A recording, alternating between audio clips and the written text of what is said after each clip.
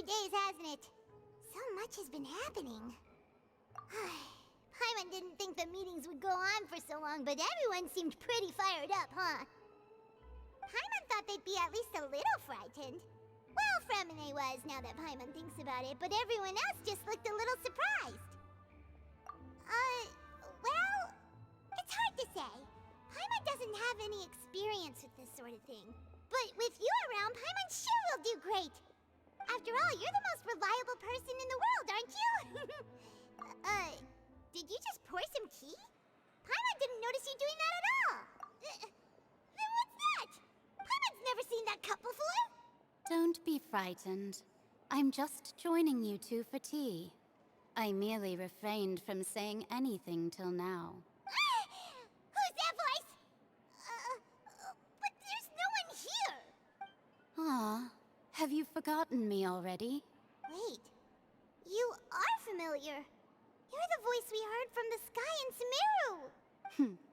The voice from the sky, I fear that description is wrong. Though, not completely wrong.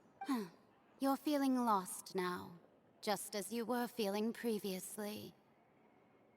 I sensed that confusion and thus came to you. Guiding people is an irresistible hobby of mine, after all. Consider me a passerby, just accepting a commission from my friend's disciple on a whim.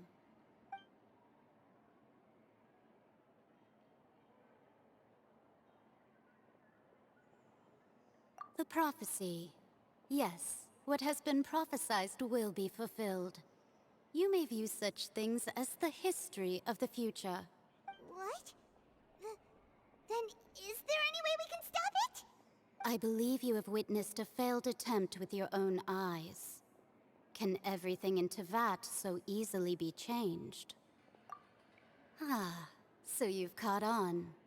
Just as prophecies are usually only the future as seen from the perspectives of the gods, could things be happening in hidden corners where the gods' gaze does not fall?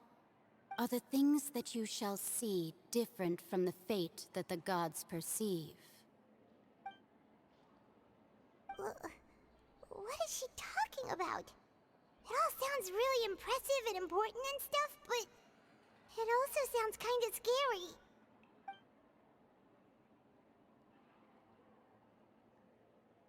I believe that you understand, right? Some things are insignificant, but others you must reach out to change. Ultimately, fate shall serve as your only guide, no matter what will happen in Teyvat's future.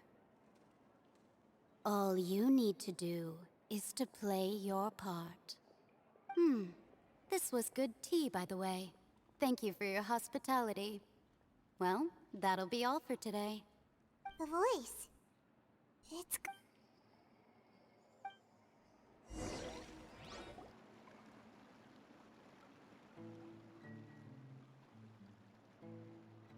what? I want to hear someone talking. All right, coming! Hey, it's you who's getting lazy, okay? Well, I see I've walked in on some lively banter. Mona! Fine, just fine. I went to take part in that Steambird panel. It turned out to be more interesting than I expected. Not all Fontanians are pessimistic about this. One journalist mentioned that sitting around and waiting for the end to come would be wrong, and that they should make their own rescue preparations. I agreed, so we had a brief chat with her. Did she have pink hair by any chance? Why, yes! It was Charlotte. You remember her, right? That daredevil journalist? I'm in full support of her view. Prophecies are very important, but how can people allow their lives to be commandeered by just a few words? That's right! Paimon's glad to hear something sensible for once. Ah, yes. About what we had discussed before. I did try, but I'm afraid I couldn't reach the old hag. I'll try again tonight, but I wouldn't get you... Huh?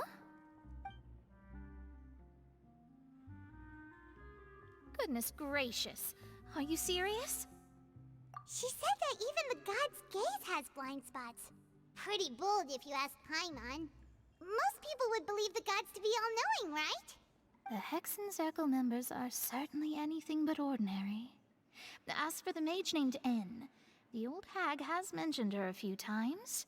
She said that N's sense of direction is incredible, and that she loves guiding those who are lost. But I've never met her, and if she were still alive, she'd be... well, suffice it to say that the hag's at least a few hundred now, and N's been around for longer than that. Whoa.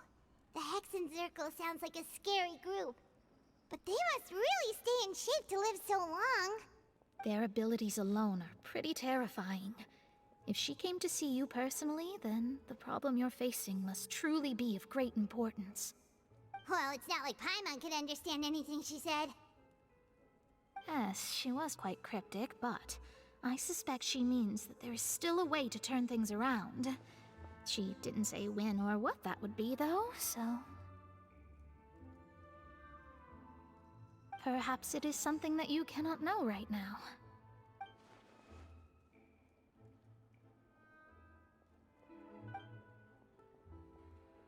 Traveler, Paimon, are you two all right? Oh, we're fine. We're just a little down right now. It kind of feels like the end is coming, you know? I see. I feel that same sense of desperation, too. I guess you could consider me someone who has often witnessed fate. So far as I have seen, it cannot be swayed. But even so, I still hope for, and believe in, miracles. Astrology is eternal and rational, but fate may not be. It is cruel, but it can also be beautiful. Perhaps that's what En was trying to tell you. Not to lose heart, and to believe that what you are seeing playing out before you is not yet set in stone. I did originally think of steering clear of all this, but I couldn't. Even if this is all futile, I still wish to help everyone. If we don't struggle to the last, then how can we face the end when it comes? Huh. You do have a point. There I go, talking about astrological principles again. Sorry about that. The moment I start talking about work-related stuff... I need to get going. It was worth trying to comfort you, even if only a little. I believe that you'll help those who are struggling in the same way I did. I suppose that might be why we always seem to meet by coincidence. Paimon feels kinda moved by what Mona said. But also kinda sad, too. Hey, Traveler. Paimon suddenly feels like going outside for a walk. Let's go.